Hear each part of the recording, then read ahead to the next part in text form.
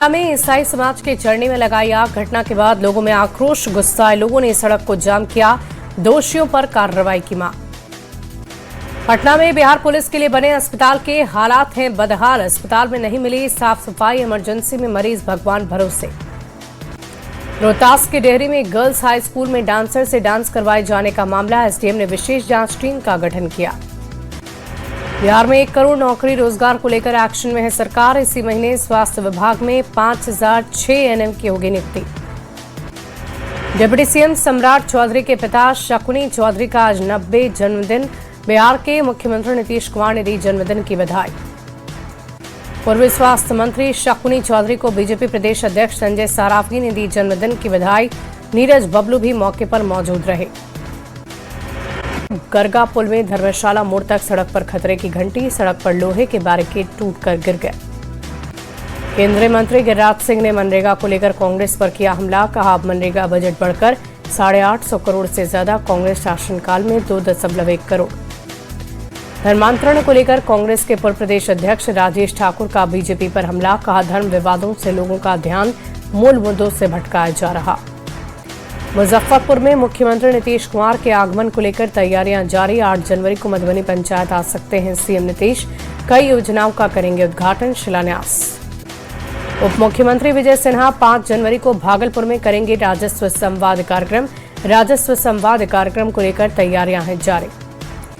झारखंड कांग्रेस मनरेगा बचाव संग्राम अभियान 3 चरणों में कांग्रेस करेगी प्रदर्शन। 5 जनवरी को रांची के बापू वाटिका से लोक भवन तक पैदल मार्च। गिरिडीह जिला कांग्रेस कमेटी की ओर से नया सर्किट हाउस में मनरेगा बचाव अभियान। 5 जनवरी को मोरहाबादी मैदान में जुटेंगे नेता। पेसा कानून का नियमावली को लेकर पूर्व सीएम चंपाई सोरेन का बड़ा बयान। कहा, झारखंड के सीधे सीधे आदिवासियों को पेसा कानून में धोखा दिया। सरकार पर लगाया आदिवासियों को ठगने का आरोप। दूषित पानी के कहर के बाद झारखंड में लोग अलर्ट। न्यूज 18 की पड़ताल पर सप्लाई वाटर पर बड़ा खुलासा। सेफ नहीं पीने का पानी।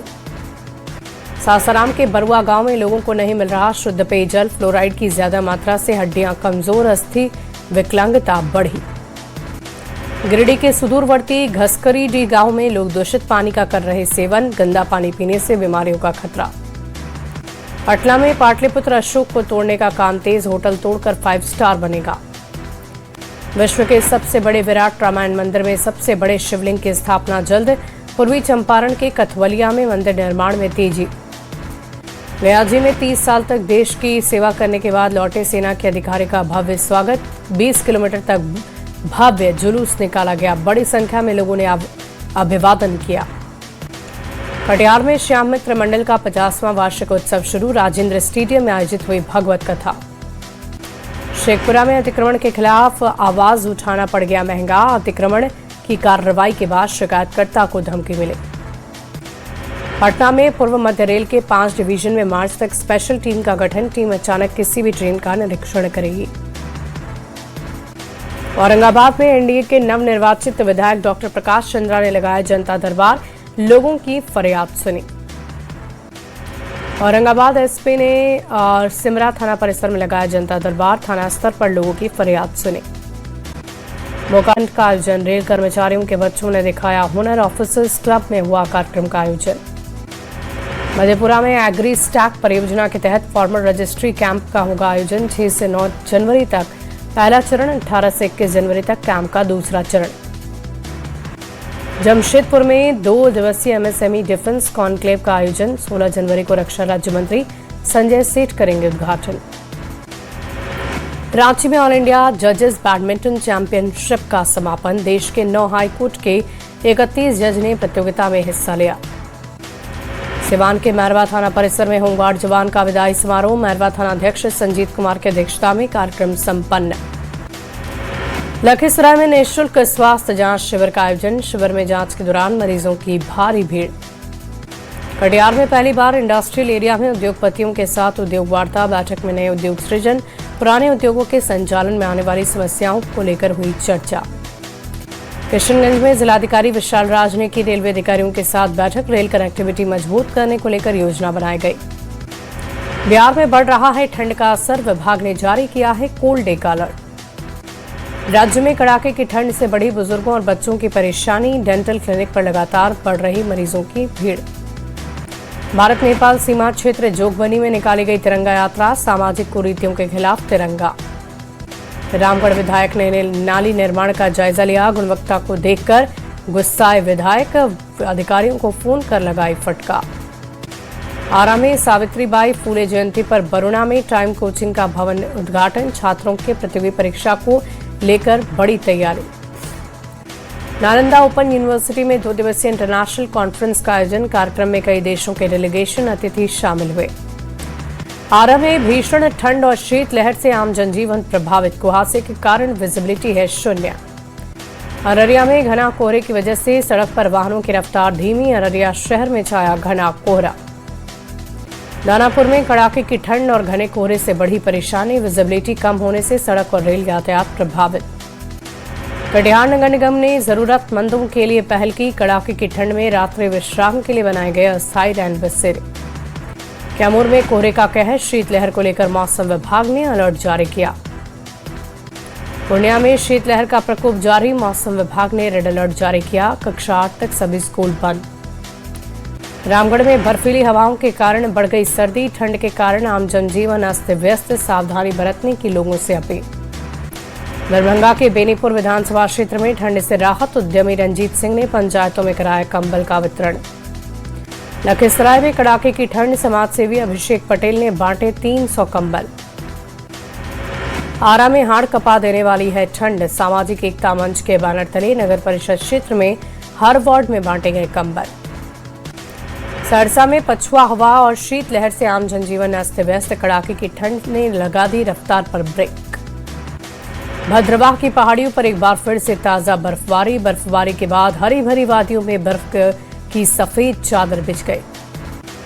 डोडा और किश्तवाड़ के ऊंचे इलाकों में नए साल पर ताजा बर्फबारी से पर्यटक और स्थानीय लोगों में भारी खुशी।